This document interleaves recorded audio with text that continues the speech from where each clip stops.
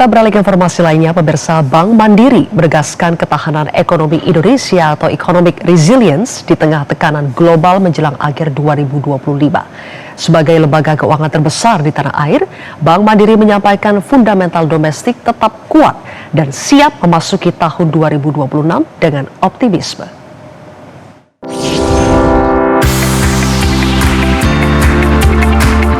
Melalui pemaparan laporan Mandiri Macro and Market Brief Q4 bertajuk Indonesia Economic Outlook, Building Resilience in the Midst of Global Turbulence pada Rabu siang, Bank Mandiri melalui Chief Economist Andri Asmoro bersama dengan jajaran lainnya menegaskan pentingnya strategi adaptif dalam menjaga momentum pemulihan ekonomi nasional.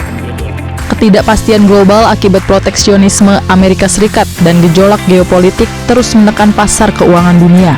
Namun Bank Mandiri mencermati sejumlah indikator domestik tetap solid, mulai dari PMI manufaktur yang naik ke 53,3, indeks keyakinan konsumen yang menguat hingga pertumbuhan ekonomi triwulan ketiga yang masih di 5,04% dengan inflasi terjaga. Fondasi ekonomi Indonesia tetap kuat, ditopang konsumsi rumah tangga yang mengisi lebih dari separuh perekonomian.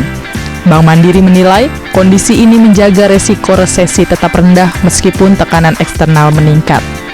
Apakah Indonesia ada resiko mengalami resesi ke depannya? Saya selalu sampaikan bahwa ada chance.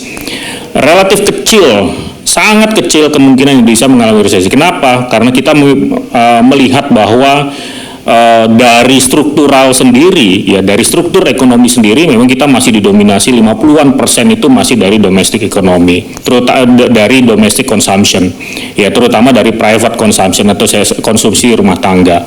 Nah kita lihat di situ sampai dengan sejauh ini dengan big data kita di Mandiri Spending Index, orang Indonesia itu masih cukup resilient dalam berbelanja. Sebagai bank dengan aset dan penyaluran kredit terbesar, Bank Mandiri terus menjaga momentum pertumbuhan melalui intermediasi kuat. Kredit tumbuh 11% year on year hingga kuartal 3 2025, didorong pembiayaan produktif dan dominasi dana murah yang meningkatkan efisiensi pembiayaan.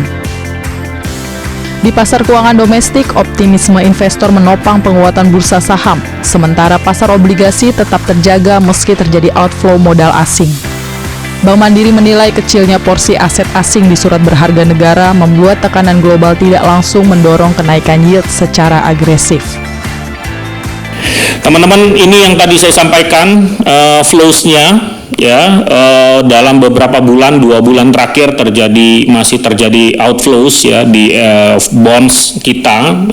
Kita lihat di sini di bonds turun, sementara di equity malah sudah terjadi inflows. Sehingga kalau kita lihat ya memang stock market mengalami penguatan dan ada tekanan.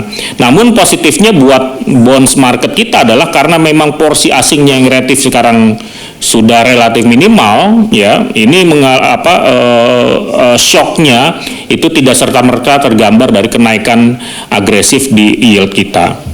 Kita ekspektasinya di tahun depan ada pemangkasan paling tidak 50 basis lagi untuk BI rate ya, jadi antara ya paling tidak 2 kali ya, berada di kisaran 4 sampai 4,25%. Bank Mandiri memproyeksi masih ada ruang pelonggaran moneter pada 2026, termasuk potensi penurunan suku bunga acuan hingga 50 basis poin.